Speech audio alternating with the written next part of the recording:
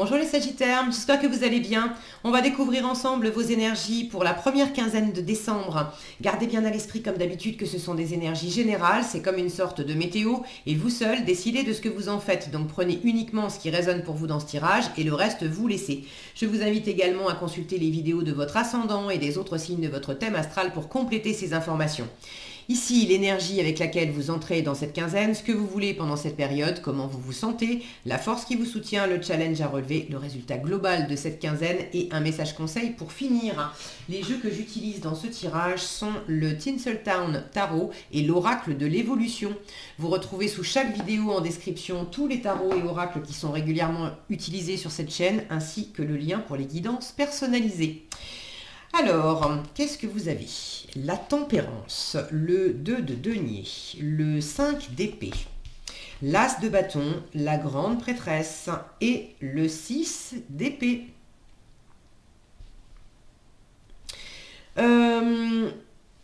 J'ai une notion là d'être dans un entre-deux. Alors, soit d'être dans un entre-deux parce que vous avez effectivement une décision à prendre, soit c'est pas tellement d'être un entre-deux, mais c'est plus de chercher votre équilibre en fait dans une situation parce que il y a pas mal d'activités, il y a vos désirs, il y a les désirs des autres, il y a une espèce de besoin là de composer avec votre part, avec la part de l'extérieur et de trouver un juste milieu, de trouver un terrain d'entente. Et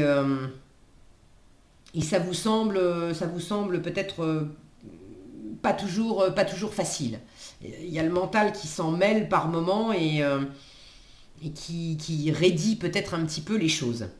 Alors, vous entrez dans la quinzaine avec l'énergie de la tempérance. Une énergie douce, bienveillante, chaleureuse, qui a... Alors, elle, en termes d'harmonie, de négociation, de compromis, elle sait faire.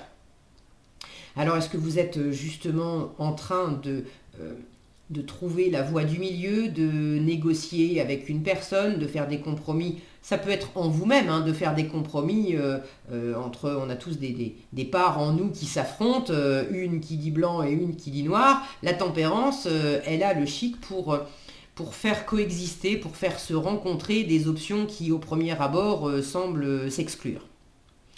Donc, dans quelle mesure vous êtes déjà en train de trouver la voie du milieu, de composer avec les différentes possibilités, les différentes voies. J'aime bien voir la tempérance aussi comme la carte de la communication non violente. Et en termes de communication, il pourrait y avoir, avec votre état d'esprit en 5 d'épée, il pourrait y avoir des disputes, des froideurs, des petites piques, des choses qui sont pas très harmonieuses.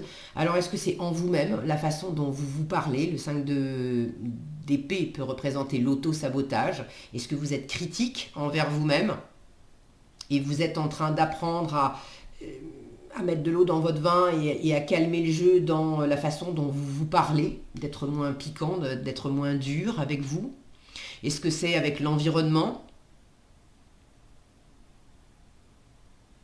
Le 5 d'épée, c'est quand même une carte qui parle de bataille d'ego,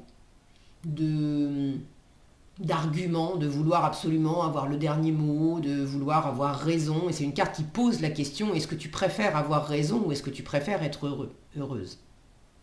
Parce qu'au fond, avec le 5 d'épée, on peut avoir le dernier mot et avoir raison au bout du compte. Mais émotionnellement, il y a aucune satisfaction avec un 5 d'épée.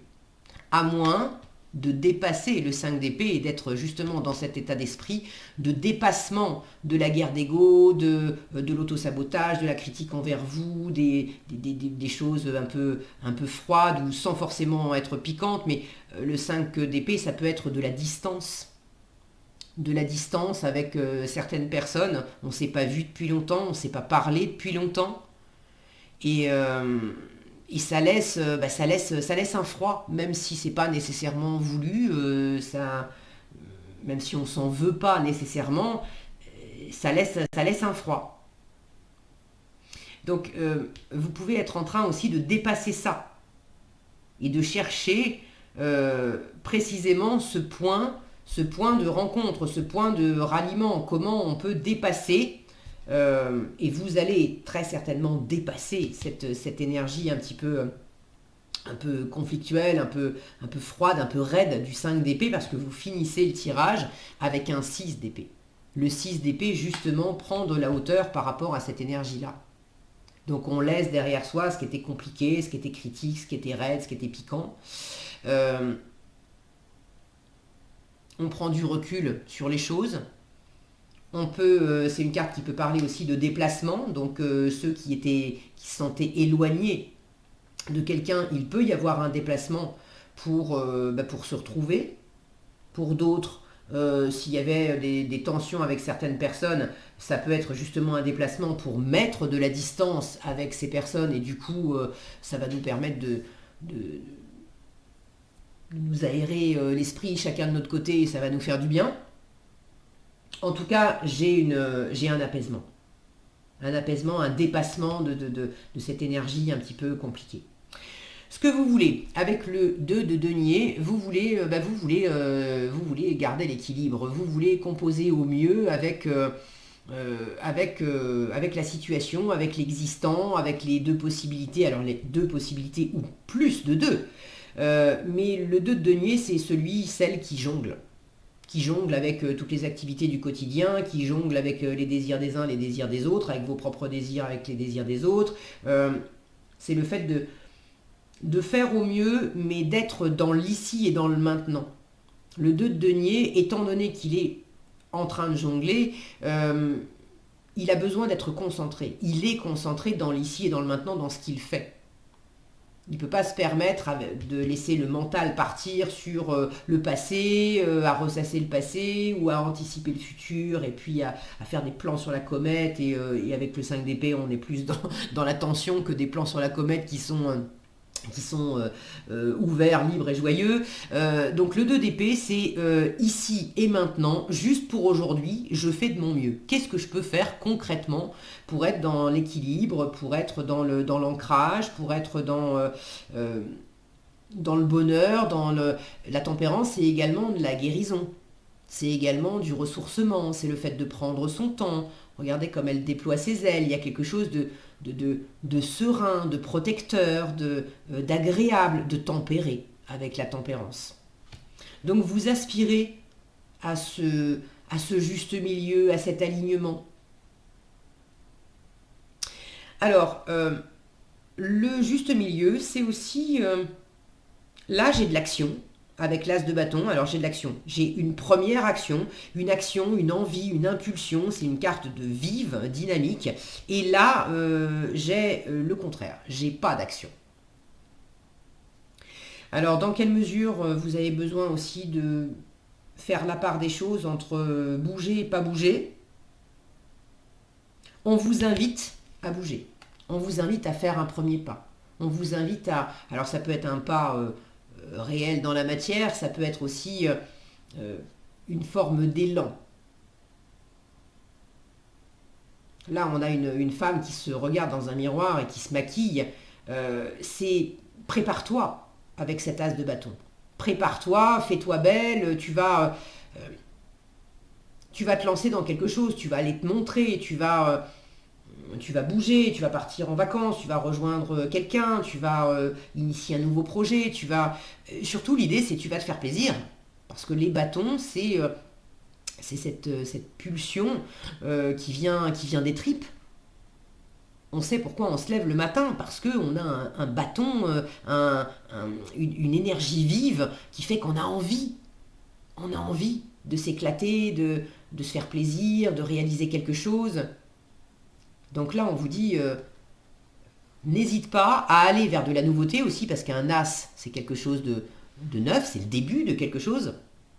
Donc n'hésite pas à aller vers de la nouveauté, n'hésite pas à aller vers une nouvelle envie, d'entamer une nouvelle action, n'hésite pas à te montrer, n'hésite pas à te préparer quelque part à une opération séduction aussi, hein. Ça peut être vis-à-vis de toi, ça peut être, si vous étiez critique avec vous-même, c'est reprends cette opération séduction vis-à-vis de toi-même. Si vous étiez voilà, dans cet éloignement, dans cette froideur avec l'environnement, c'est comment je peux ramener de la chaleur. Les bâtons, c'est chaud.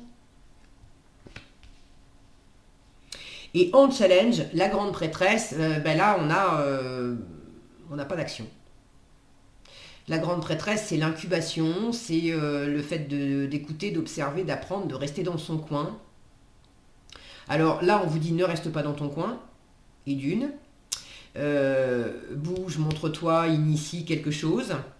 La grande prêtresse peut indiquer qu'en challenge, il y a des éléments qui vous échappent. C'est une carte de secret. Alors, on vous prévient, vous avez la météo, mais c'est pas parce qu'on vous dit tu vas pas tout savoir pendant cette quinzaine que forcément ça veut dire que c'est voué à l'échec, que ça va pas marcher, ou qu'on vous cache délibérément des choses pour vous la faire à l'envers, ou ne, ne vous faites pas des nœuds au cerveau avec le fait que vous ne savez pas tout. Certes, on vous dit ça va être challengeant pour toi parce que voilà, d'une façon ou d'une autre, ça va être challengeant pour toi d'avoir des éléments qui te manquent. Tu as des choses à découvrir. Dans quelle mesure il y a une part de vous qui veut pas apprendre aussi, parce que la grande prêtresse, quand elle est bien aspectée, elle est dans la transmission de savoir, elle est aussi dans le fait de découvrir des secrets en elle-même, à l'extérieur, ok.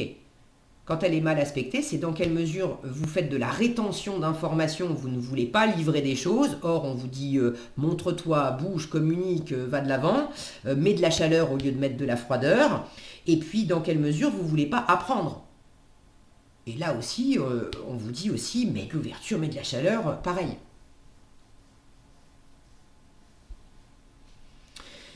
Vous pouvez avoir un peu de mal aussi à entendre, à saisir votre intuition. Ce qui, ce qui n'est pas étonnant avec un état d'esprit en 5 d'épée. Quand on a justement le mental qui est un peu trop présent et qui cherche à mettre de la pression, qui cherche à imposer des trucs avec des il faut, des je dois, à contrôler les choses, c'est raide, les épées. Donc évidemment, ça fait des parasites, de la friture sur la ligne, et c'est un peu plus compliqué d'entendre son intuition. La voix de l'intuition, c'est une voix qui est, qui est ténue, qui est faible, qui est... Alors pas faible, c'est pas... En termes de volume, d'accord, c'est pas de la faiblesse, il n'y a rien de péjoratif là-dedans, mais c'est une voix, c'est une voix douce et subtile. Voilà, je cherchais le mot, c'est subtil. Et on ne peut pas entendre la voix subtile de l'intuition si on a le mental qui est blablabla, blablabla, blablabla, en train de s'exprimer et de prendre trop de place. Je vous disais, les bâtons, c'est l'action. Donc là, on vous dit aussi, arrête de réfléchir et puis agis. Pose une action, va de l'avant. Ça te fera des vacances dans ta tête. Bouge. Le 6 d'épée, c'est bouge. C'est bouge dans ta tête, change d'état d'esprit. Prends de la hauteur sur les événements, quitte. Tourne le dos. C'est pas non plus... mets tout à la poubelle. Hein. Je vous rappelle que c'est un tirage général, donc ça va pas s'exprimer de la même façon pour tout le monde. Prenez comme ça résonne pour vous.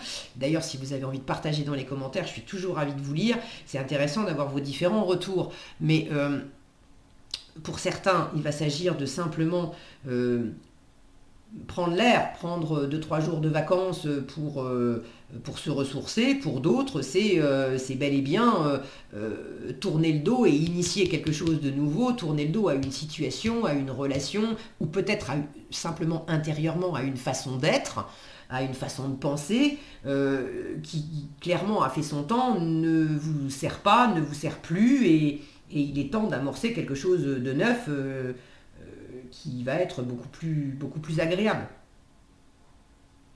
Donc voyez comment ça s'exprime plus précisément pour vous, mais on a cette notion de peut-être voyager, quitter, tourner le dos, en tout cas laisser derrière vous ce qui était désagréable et aller vers une nouvelle aventure plus agréable. Et là on vous dit bien en force, mais vas-y, fais-toi plaisir. Est-ce que j'ai autre chose ?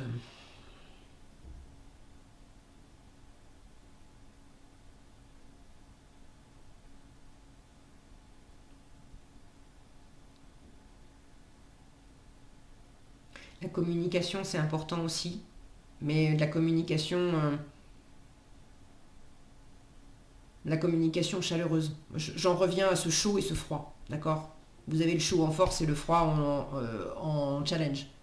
Donc, vous voyez comment ça résonne pour vous, mais l'idée, c'est quand même, on vous dit en force, de réchauffer l'atmosphère, de réchauffer les choses et d'initier de la nouveauté. Ok, je crois que j'ai fait le tour, on va passer directement au conseil. Ah, j'adore. Alors, le petit message, on vous pose la question, pourquoi tout contrôler? C'est cette raider là de 5 d'épée. Pourquoi tout contrôler? Lâche prise et réceptionne, un cadeau arrive. Tu vois, tu y es arrivé. Donc là, c'est aussi en force. Prépare-toi à de la nouveauté. Prépare-toi à réceptionner quelque chose d'agréable et de chaleureux. Et en résultat, tu vois, tu y es arrivé parce que tu as dépassé ce 5 d'épée. Donc il y a quelque chose de très agréable qui vous arrive, les Sagittaires. Ne vous raidissez pas, ne cherchez pas à tout contrôler. Voilà ce que j'avais pour vous. J'espère que cette vidéo vous sera utile. Si elle vous a plu, je vous invite à la liker, la partager, la commenter. Et pour être averti quand je publie de nouvelles vidéos, il suffit de vous abonner et d'activer la cloche des notifications. Prenez bien soin de vous, passez une agréable quinzaine et je vous dis à bientôt dans un nouveau tirage.